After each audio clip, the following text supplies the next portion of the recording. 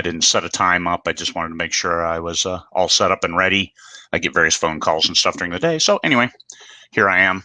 You'll notice the backdrop is a little different. I am isolated in a hotel room in town.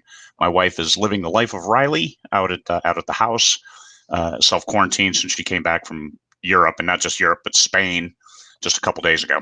So without any interaction, she went straight home, and there she is. And anyway, in any case, hopefully you can hear me whenever the comments come up. Hopefully I'll get a thumbs up from somebody that it does indeed work. So let me jump over to Facebook here.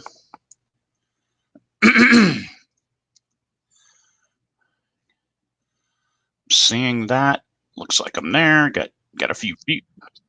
Okay, you can hear me. All right, there we go. All right, thank you. Today I wanted to talk about plot. I know it's something a little different. We usually don't talk about craft in this group, but this is something that's critical to every single story, even nonfiction. So you have to have the plot, which is your main event. That's the one thing that holds everything together. I would describe it as a superhighway. You're on I-80 and you're heading across the United States, and where's it going to take you? There are stretches of I-80 that are significantly long and boring. There's nothing, there's nowhere to get off. You just drive and drive and drive. You've read some of those books before, and they don't hold your interest. You cruise through them, but it's not anything worth rereading. And I think the biggest testament to a quality story is readers reread it. They'll go back and read it and get that high again that you gave them. So this is what you're shooting for from a plot perspective. I mean, you might have that dynamic twist at the end if it's a thriller or a mystery. But did you plant those seeds along the way so somebody on a reread could say, yeah, that's right, I saw that and I didn't think anything about it? The old Hercule Poirot approach, or the Sherlock Holmes approach, where there's tidbits, but what do they mean? And you can go back for a reread on those if you plant them wisely without foot stomping. Hey, this is a hint. You should pay more attention to this. Or too subtle in that I didn't get that from that wording. So working it in and making sure that the readers stay on track, because it needs to be interesting for the readers. And sometimes writers make it really interesting for themselves and meander and go off, and they end up in the desert, and then they wonder why readers don't come back. They might read their first book, but they don't come back for the second one. It's because you didn't stay true to the main highway, the superhighway. It's okay to get off. It's okay to dive off US 66 and go see that ball of string and those crazy things, all the things, get your kicks on Route 66, right? But you still come back to 66 because it ends in California. It starts in New York, I believe. So that's what you're looking at. Everything comes down to that. So it's important when you start writing that you know what that main plot is. That shouldn't change while you're going. It shouldn't change while you're writing your story. So let me talk about my story. I'm working on one right now, Judge, Jury, and Executioner number 9. So I've done this for a while. This is my 110th, 115th book, something like that. This I looked at the first chapter and I checked it real quick just to see where I was, and I had 6 different plot lines in the first chapter, in the first 2,000 words, and that is critical to maintaining interest. So what do the plot lines look like? In that first chapter, those 6 plot lines, none are the main plot line. That's crazy, you say. Well, think about James Bond movies, right? The 25th one is coming out, No Time to Die. It's coming out. It was delayed, like November now. James Bond movies always start off with that lead scene where something exciting happens. There's explosions, there's crazy stuff going on, and then you hear the cool theme song, and it goes into, now here's the main plot. What it does, it hooks the reader, it shows them a character, and then it goes. You get to see James Bond, you get to see him doing something sexy, but that's not the main plot. That's him at the gas station filling up, jamming the tunes, getting excited about hitting the road and going on his way. So if you look at it, we'll keep that main highway, that super highway analogy going throughout this. So, all right, let's see. keeping the readers excited. So you get them excited about, hey man, this guy's going to go on a great trip. Look at this, and roll in. So I like 8 characters. I like having 8 characters that I can work with. I call it space opera. It's the original Star Trek. You have the 3 main characters, which that could be 3 individual plots as their own. They're living their own lives, but when they get together, that trio and how they approach the main event can be its own subplot. And then you have secondary characters, how they lean in and their own issues. So the 6 plots. The first one is the hook. It's the gather. One of my characters did something wacky in the last book. Got his mechanized combat suit got out of control, and he kind of bounced around between a couple trees in front of the enemy. So they kind of made fun of him, and they threatened him with posting that on the galaxy-wide net. And he didn't think they'd do it, but they pulled a practical joke on him and showed it that it was on the net, and there was 1 million views. And he was mortified because his boss called and said, "What are you doing? You need combat suit training. You need to be retrained on how to use that thing." And so he was mortified, and they said, "Gotcha." That's a subplot now that'll go through the thing, because now he's looking for a practical joke to get them back. One plot. Excitement. Here's the boss. Here's some conflict. It's kind of resolved, but not in his mind. So we've got that plot going forward. We've got the other characters. A newlywed couple, which they're always talking about breaking in every space on the ship and things like that because they're newlyweds. And the boss, the magistrate, because this is my space lawyer series, she said, "No, you're not going to do that. Don't let me catch you doing that." So this is a subplot of them trying to sneak off all the time. And that's it. It's closed door. It's nothing graphic, but it's just something to think about. Her bodyguards, what are they doing? What are they doing when she's not looking? And now she's got her main plot, which is the AIs. The overall boss calls and says, "Hey, I need you back here right now." That's how the chapter ends. So that is the thread, the open loop that will lead into the main story, which is the rise of the AI, which is the title of the book. We have the navigators, the pilots. It's 3 young women who fly the ship, who navigate the ship, who work with the AI that runs the ship and gets them where they want to go. Well, they're young, new to the ship, new to the business, and one of them had a meltdown in the last book. Well, how is she coping?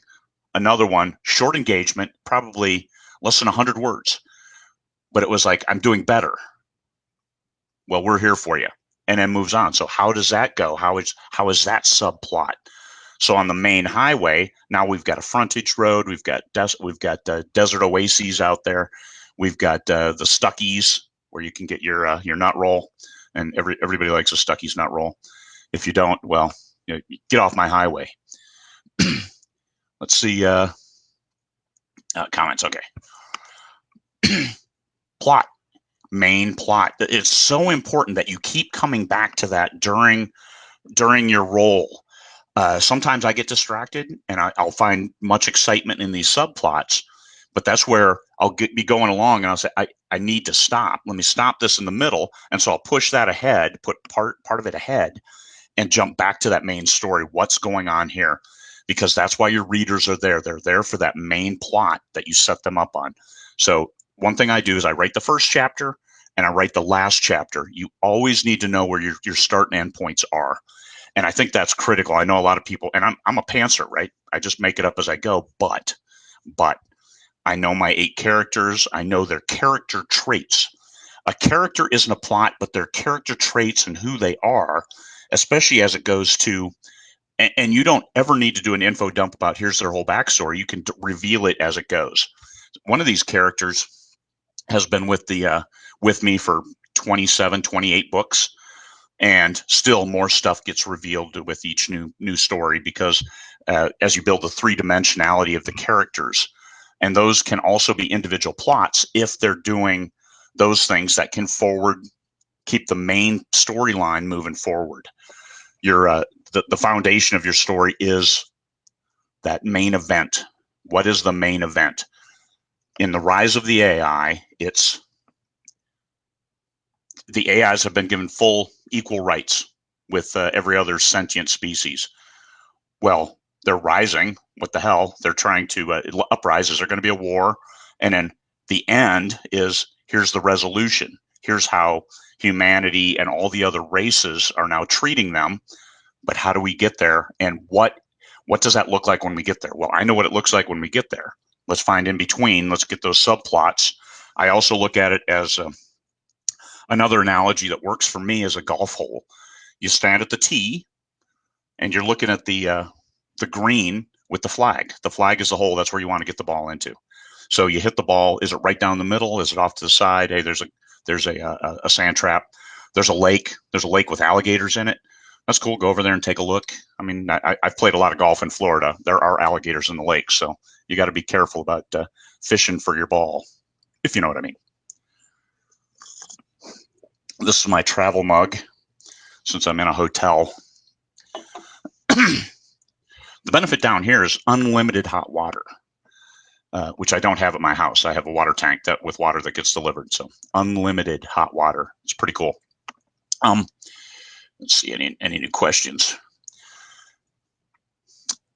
Keeping those on track. Now, one of the things I do is, as I have a subplot, especially if it's just a quickie 2-sentence subplot,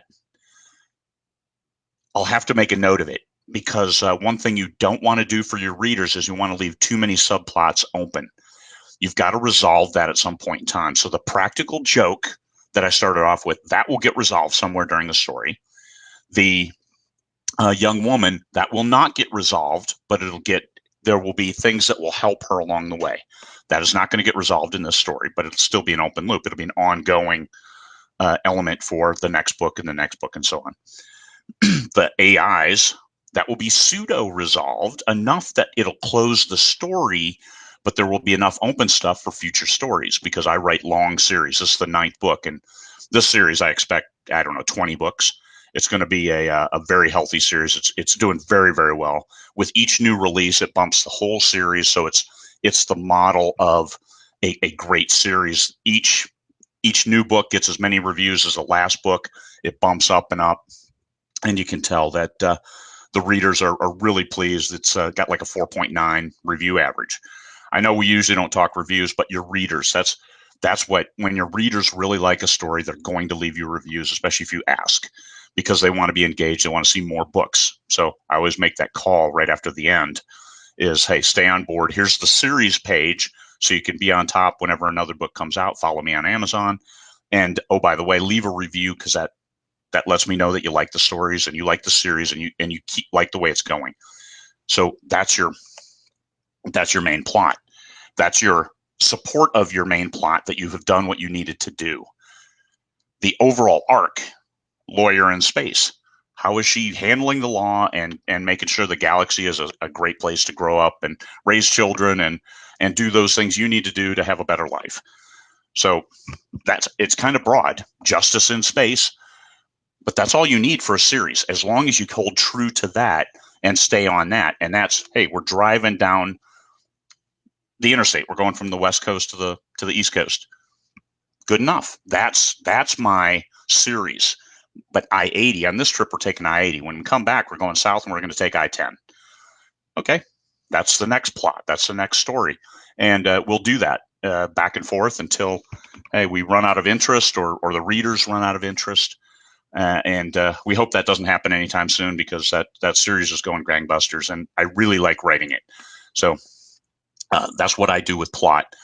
The open loops, the important thing on the open loops is you close them, but you keep them open. Don't give away so much that you tie your hands, that you can't explore while you're writing and tell more of that story.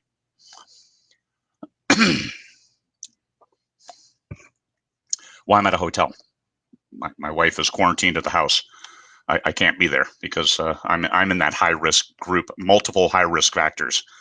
So, and my heart's not exactly working right, so I definitely don't want this thing to get me. Anyway, I'm here hanging out. I don't even get room service. I canceled all of that. So I'm here hanging out, becoming one with nature. It has a kitchenette. I have food that's way too salty with processed meats and stuff, but it's what I like. So yes, I'm gonna emerge from this and need to go on a diet.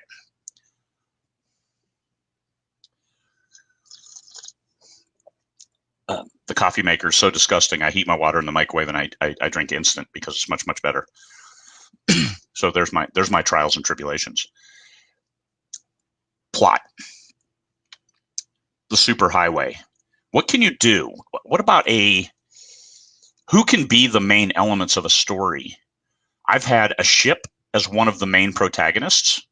The ship itself had sentience. Sub-characters, subplots can be a world. It can be another character. It can be an issue. You can get most creative with the subplots. You still want that main plot to be fairly straightforward. You want to be able to describe it in 5 or 6 words. Here's like this Rise of the AIs. I think that's the entirety of my main plot on this next book. But the subplots, how do people work with that? How do people interface with them? What about ships that have AIs? What about planets that are run by them? What about all these other things? So many opportunities. So I expect to see maybe 20 different plot points within this book itself. One book, 20, maybe 30 plots of various things. They don't have to be extensive, but they have to be something that's interesting, that keeps the reader's interest. Think about Raiders of the Lost Ark. You look at that, it's like, okay, he starts here, he ends there. And I know Amy ruined it for everybody by saying he was completely irrelevant to the story because the Ark was going to do what it was going to do to the Germans, which is what ended up. But it ending up in a warehouse, okay, he did that. Nobody else did. But think of all the other things that went on during that. The race where he's on a horse and he chases after the trucks. The fight on the plane, on the fantastic looking tailless plane. All those things are subplots supporting the main plot of getting the Ark, rescuing it, as it may be. You can do the same thing. Keep it exciting, keep it moving forward, and it's a sequence of events. It's and this is important. Even in flashbacks, you use a flashback, those are really touchy because they still have to move the story forward. You don't want to move the story backward with a flashback. That it leaves the reader getting whiplash. Hey, we were here, and then a flashback because you're trying to reveal backstory. Backstory as it moves the story forward. Like, hey, he ran up to the tree, but he wouldn't climb. Come on up. She yelled at him from the first branch. And what did he do? He stepped away. Well, why did he do that? Flashback, falling from a tree, breaking his arm. And then immediately back into the scene. How about you come down here and let's go see the creek? Well, she can't go because she almost drowned when she was 5. How do you reveal that without jerking the people back and forth, but it's still moving the story forward of how do they get together? Always keep that in mind. Always moving the story forward. You can take a side road, but if you take a side road and it brings you back where you were, previous to the point where you left, then it's not a good side road. You need to keep moving forward. And what if you jump something? What if you jump a series of things that happened? That's also touchy ground because your readers will want to know. There's going to be a big gap that they need filled. And this is why I wrote the most successful series of my career, the Terry Henry Walton, because Michael did that. He skipped 150 years on Earth. He didn't want to write it. And he's like, but we need this gap filled because the readers are going to go nuts if I don't. And it's like, yes. And they would have, but we filled it and it was comparable. His series was moving forward and this was filling the gap over here. He was out in space. I was on Earth. And so the readers will know. They'll know if there's a big gap and they won't like it. So you give it to them because they're willing to pay for it. They're willing to pay for that knowledge, to pay for the experience that you're giving them. The plot, because they're looking for that resolution. They don't want that jump to the end. I mean, very, very few readers will pick up a book, start it, and then go to the last page and see how it ends. No, I'm not dying. That's just bad air down here.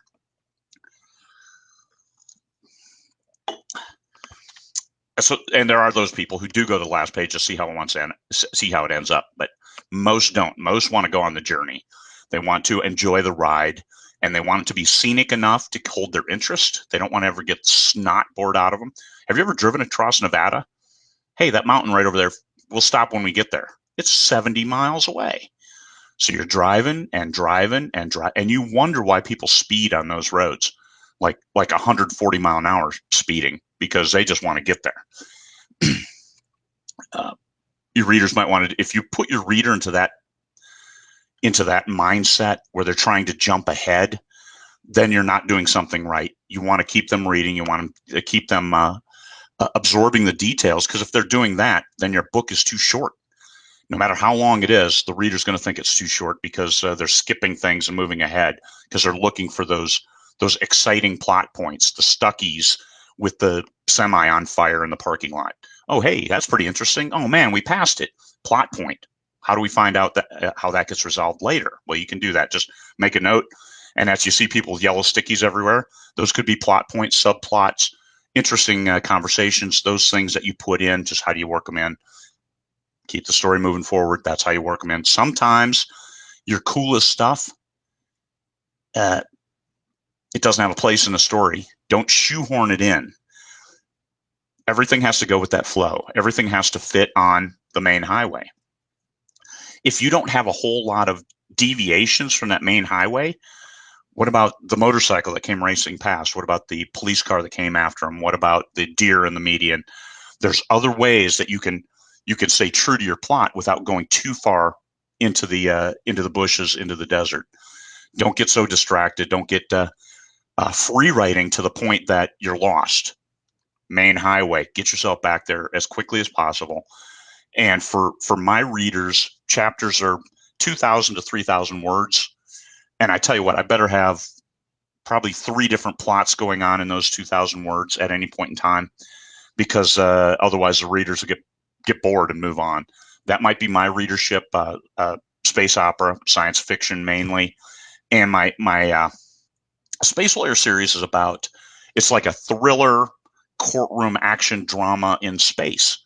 So there's a lot of stuff going on, but it's not pure sci-fi. There's sci-fi stuff in there. There's some science. There's some hand wavium, and but it's still, the main plot is how the law applies to this situation that is different, and how do we make that work? And I think it has worked well. The fans are huge fans, readers. It's actually my most popular series by reviews. It hasn't sold as much as my previous ones, the Terry Henry Walton Chronicles, but it is the fan favorite. So I think the difference is I really, really enjoy writing it. I mean, I liked writing my other stuff, but this one is just different. I am completely into the characters. So and plot, 3-dimensionality of the characters. What are their character traits? If you have a character that is always A, and all of a sudden they're B, you better have a good reason for that, and then bring them back to being A. Changing a character trait, because this is the core of any character, is a shaky thing to do, and is at a risk with your readers, because you will have readers embrace your different characters. You've got to be able to be consistent. Sometimes your characters, you don't reveal enough of them that they can do whatever they want. They're not A. They might seem like an A, but are they B? Are they C? Are they D? It's all part of a better plot, a more interesting set of characters. Look at Firefly, probably the best show ever. 9 main characters. And you look at what was going on, and you see all the different plot lines and the characters of themselves. Jane, I'll be in my bunk. It's a way to stay engaged with the characters. I like Jane. I like the doctor. I like the captain. I like Anar. Everybody likes Anar. Come on, man. The shepherd. How did he get on the big spaceship? What did his ID show? a plot point that was left open because they canceled it. NBC, you wankers. Okay, I'm back now. 9 characters, and they did different things. They did things together. They did different things in subgroups, and different groups did certain things. So look at all those plots. I just did a rewatch, and it's really fascinating if you look at it from a plot perspective of how many different things are going on simultaneously. What is River going to do? What madness does she have? No power in the verse can stop me. All right. Hey, wow, that's crazy stuff. One simple phrase changes everything, changes your perception. So subplots. I use my characters and part of their character traits to push their own agendas still towards the main agenda. I mean, everybody supports the magistrate and her the legal business, which is why they're on the ship in the first place. And but still, the main plot's going forward. Hang on just a second, get alerts. The main plot is that, and then what are they doing to support it? So I know I've said the same thing like 50 different times so far, but it's really that simple.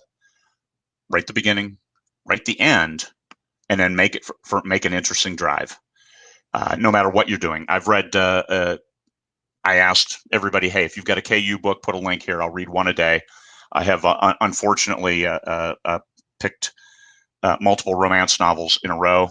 I did a random selection, and it's definitely not my cup of tea or coffee or pizza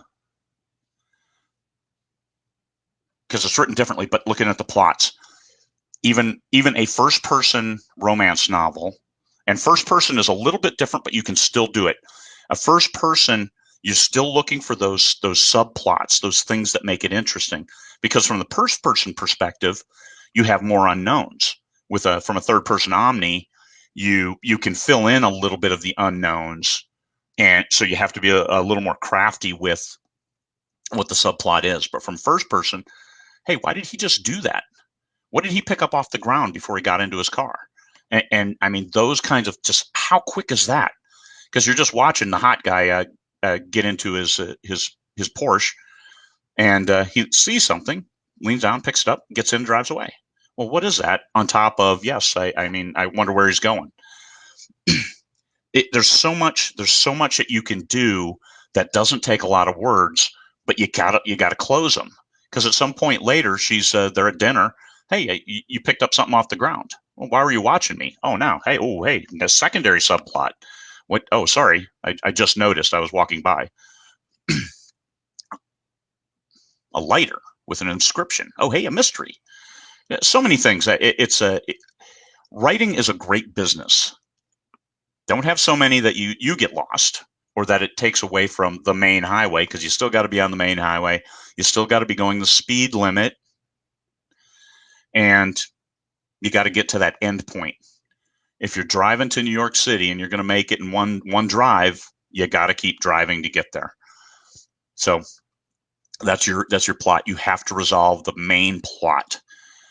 Sometimes in cliffhangers, you've got multiple books that leave a fairly significant chunk of the book unresolved, and that's a cliffhanger as opposed to an open loop. I'm not a fan of cliffhangers, and neither are my fans. They actually tried to revolt once when I had a cliffhanger, a pseudo cliffhanger, and it was their interpretation of, based on my miscommunication of writing. So we fixed that, and then went forward with a better book. Open loops are okay. You know, hey, she had a meltdown. Where's she going now? So let me see.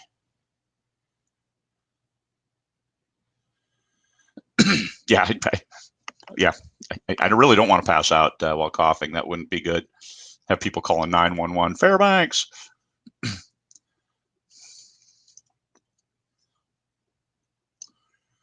But they can't be the main character. I see that as a comment. Is that an answer to somebody? Yeah, I put everybody on a ship because I love Firefly, right? Every story should be Firefly. The magistrate, her first ship only fit 4 people, and that was kind of constraining. And yes, part of the subplot was they were always on top of each other trying to get through. There was one main area of the ship. It was small. there were 2 recliners and there were 4 people, and then they got a 5th person, and it's like, oh my God, what do we do? Who gets the recliner? And so that was a kind of a subplot that worked well.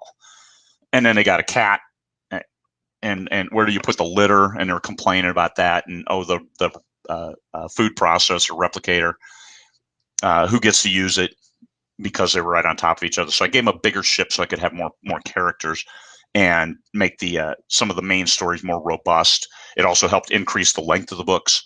The first few books were shorter just because of the 4 characters.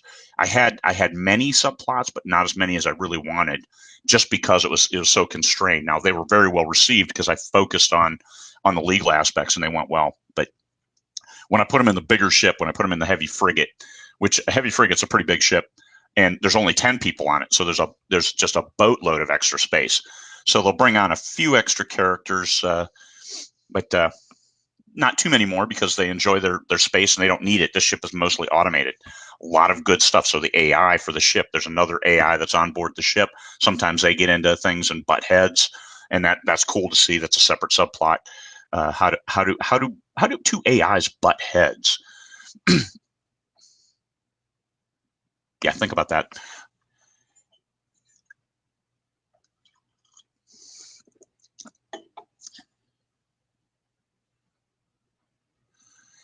Okay, one of the things I did when I only had 4 characters is I might have multiple subplots, multiple streams going at the same time, a la Tom Clancy.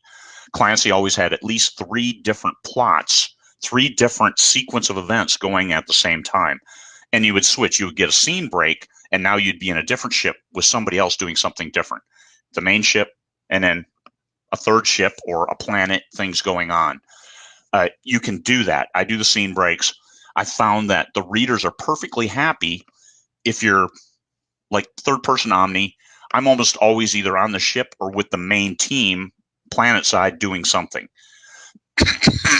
But there's so many other things going on that it's not always viewed through my main character's eyes. It's always it's the whole enchilada. It's every bit of it together, little bits and pieces, very fast moving dialogue, clipped sentences, and it leaves you. There's a lot of ambiguity in what they say, because I leave that up to the reader.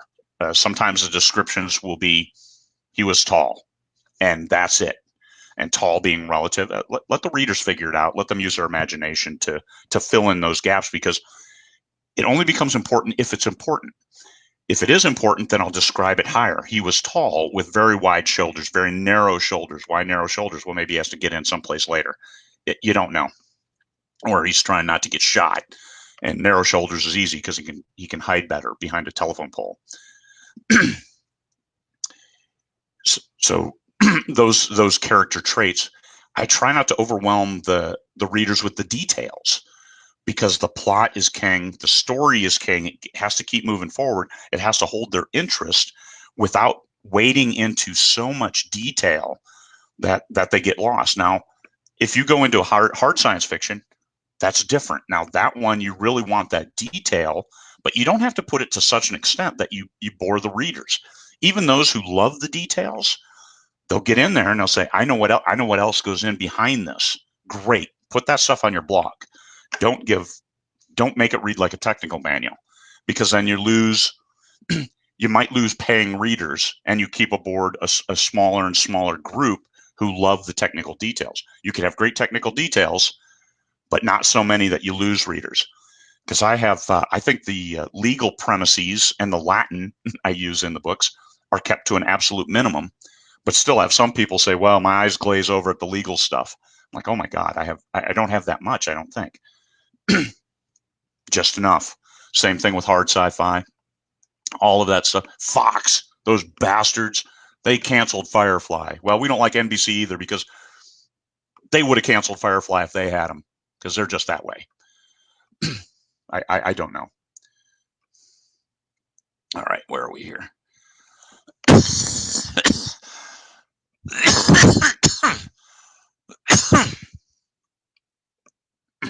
Okay, how do I make sure my plot is engaging and interesting? That's a good point. I have an insider team. I have 4 readers who have been with me from the start, more or less. They've read pretty much everything I've written, and they read a lot. They read probably a book a day. Most are retired, and I will send them, like this book here. I'm at 11,000 words now, but I sent them the first 6,000, and that had the James Bond entrance, and then had the start of the main plot, and they loved it. They said, I want to read more. That's great. Here's something I was confused on, so I went and fixed that, just tweaked it up a little bit, and move forward. So that's how I know that they work, that the subplots work, because they want to know more. And they also help me resolve the subplots as they catch up later and read more as I've written it. They're like, yeah, what about this? Okay, I'm getting to that. Or it's like, oh man, I forgot that. Let me fix that. And they've saved me a few times from leaving unintended open loops.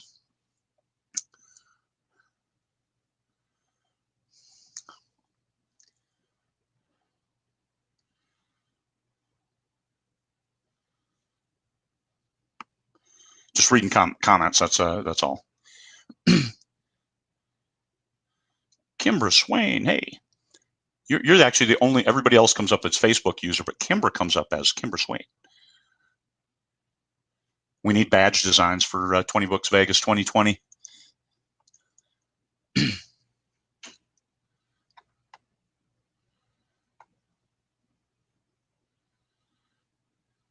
Head hopping, yeah, don't. Head hopping is different. Usually, try not to do it outside of within a single scene. It's okay to head hop, but just make it a scene break. And your omni perspective, if you descend into one character, then just stay there for the rest of that scene. And then when you do a scene break, then you can jump out and give it the more the wider perspective. If you write compelling fiction, that's on sale for 99 cents now. First time ever. It's been on sale. We talk about that in there pretty extensively, how to do that in such a way, the difference between first person and third person, whether you're limiting or not, because you don't want to.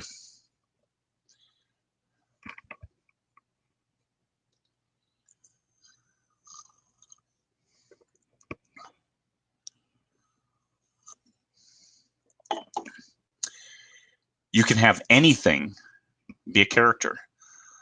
In a Western, you could have a horse as one of the characters. I mean, look at Roy Rogers, showing my age, right?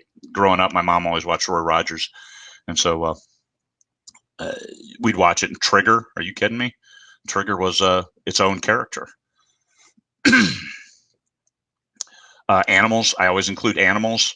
As far as a plot, you can have animals as part of the scenery or part of the plot. You could have a planet as part of the plot. How many times have you seen movies where the characters will say, I think this planet is trying to kill us? That in and of itself, that short statement, creates that doubt in your mind whether the planet is trying to kill them or whether it's their perception. Just resolve that later. Oh man, it wasn't. It was just us. Weather. We got here at the wrong time of year. Next time we crash land, make sure we do it at the right time of year.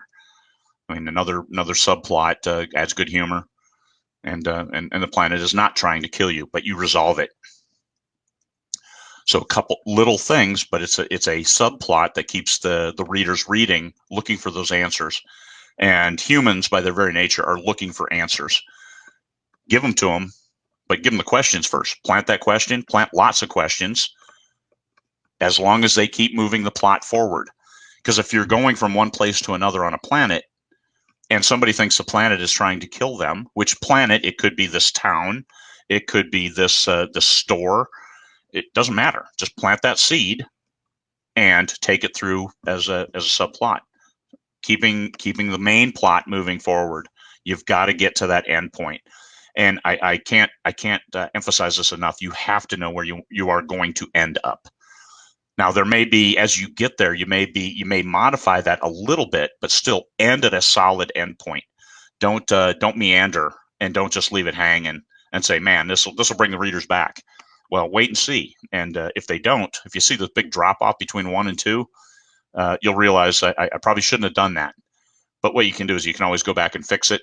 I was working with one person who had a monster fall off, really bad reviews at the cliffhanger, and a fall off to the second book.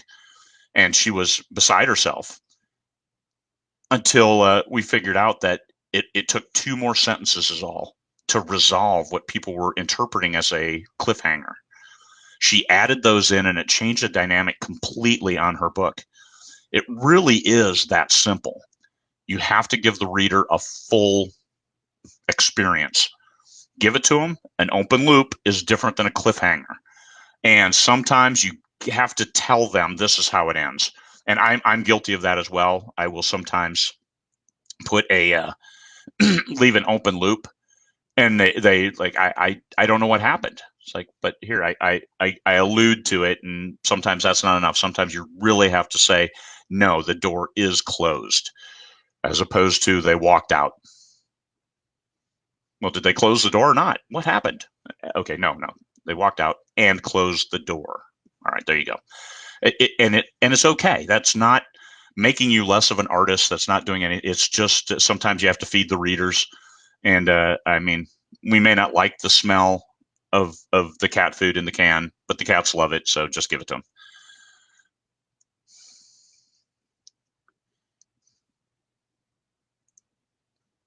Skeleton is sure. Intelligent ocean, I like that. There's so many different things you can do. Just don't get so distracted that this interesting sub character then completely takes over. Because if you go from one main protagonist to another somewhere around the mid story, then that is a huge open loop because you've worked so hard to build an emotional connection between your readers and this main character. And then all of a sudden, this character just kind of fades into the distance. And now you've got a new one. And now they have to expend more emotional energy to connect with this new character. And then you get to the end, it's like, what happened to the other one? Build that emotional engagement and hold it. Don't change your main characters. If you find a different one, then you can have them as co-main characters, but don't ever forget your main character. I have a main character team, husband and wife team, and they do pretty well. And sometimes I focus too much on the one and not on the other.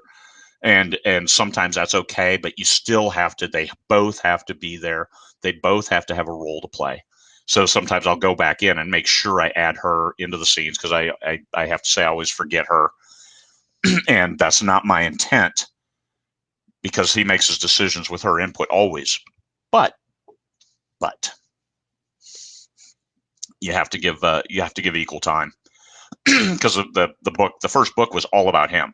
So that's why I forget the secondary character, which isn't second main character. All right.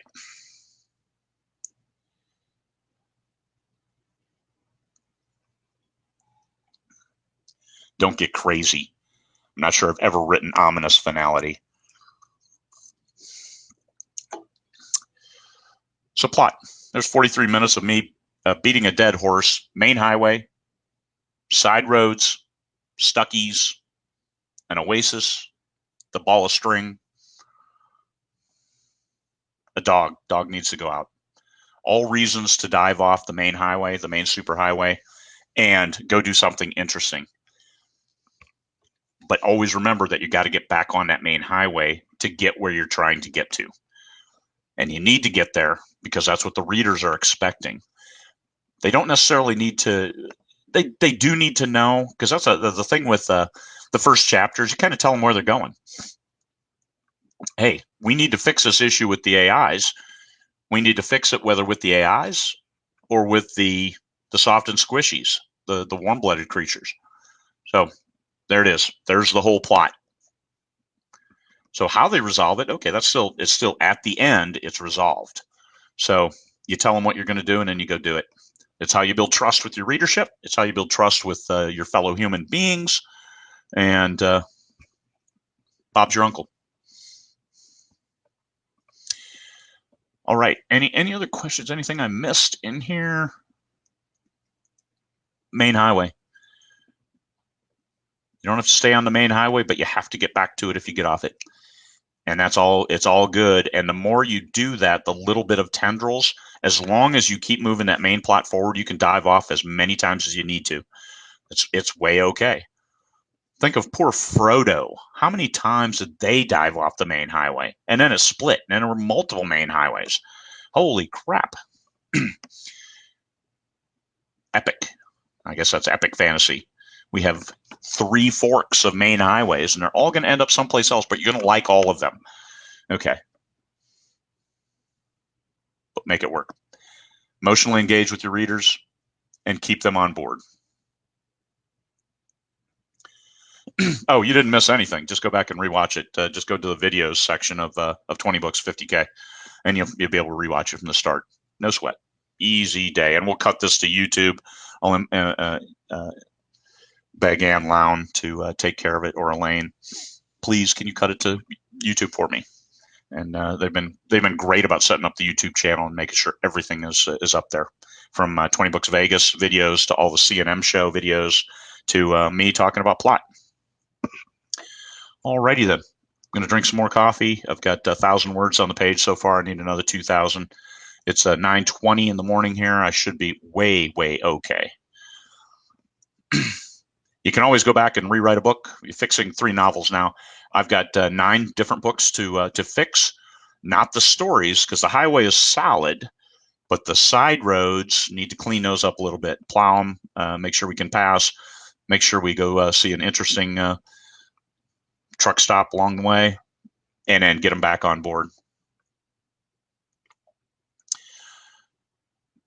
All right. Can we expect more of these? Actually, what I was thinking about doing was maybe one a day, just talking, chatting.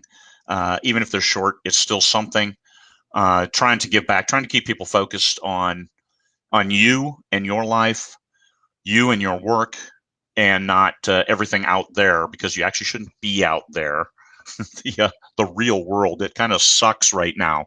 So be in here and write your stories and be one with your stories.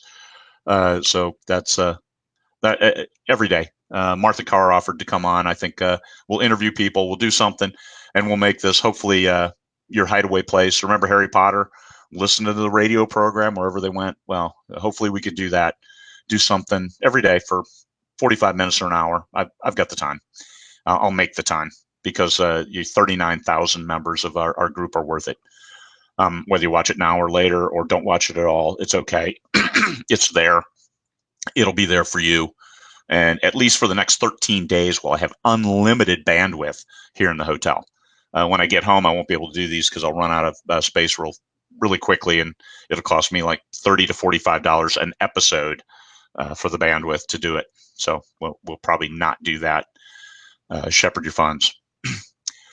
All right. Plot, the foundation of your story. Make sure it's a good one, and stay true to it through the story. Come back to it, deviate from, come back, and there you are. All right. You have a great day, people. Thank you.